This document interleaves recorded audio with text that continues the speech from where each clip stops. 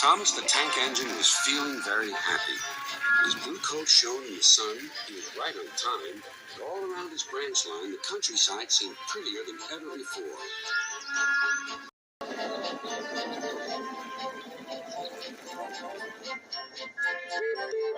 "Good morning, Percy," he whistled.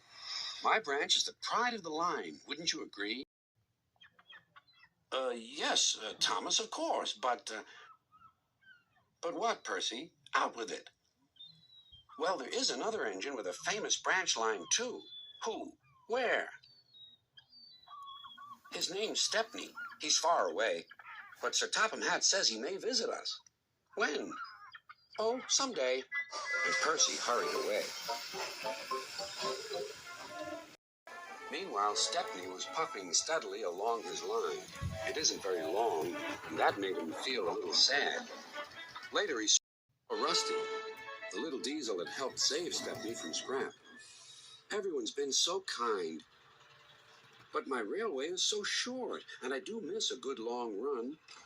"I think you should tell Driver, too," replied Rusty. "I'm sure he'll understand." Stepney soon discovered that indeed he did. "Do you know, Stepney, I feel just the same way." That evening he had exciting news. "Guess what, Stepney? Sir Topham Hatt has invited us to visit the other engines on his railway.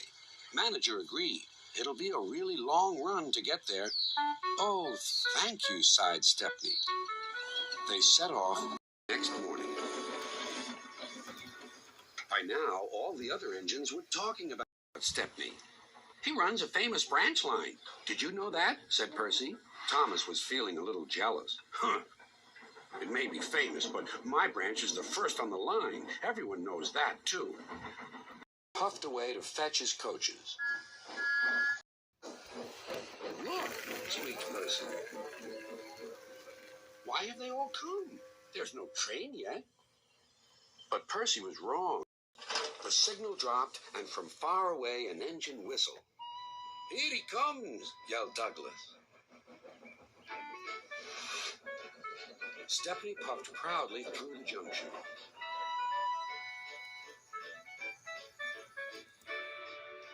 "I hope you'll meet Thomas, too," said Edward. "You both have branch lines to be proud of." Then Stepney set off to help Duck shunt coaches in the yard.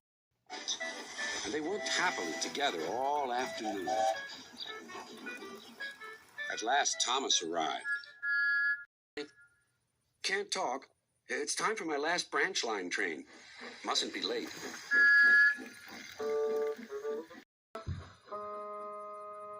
He was hardly out of sight when the engines heard shouting at the station. Moments later came the alarm. "Stop all trains." The signalman answered the telephone. "A special, is it? I see."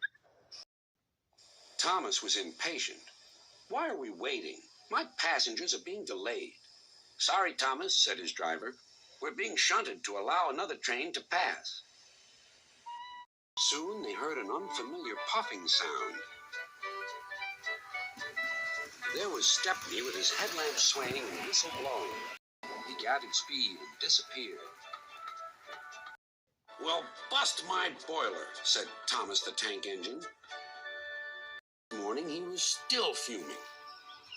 "Shunted, and on my own branch, too. It's a disgrace." "I'm sorry," said Stepney. "I was a special." "Why?" "An important passenger arrived just as you left. He ordered a special train, and Duck let me take it.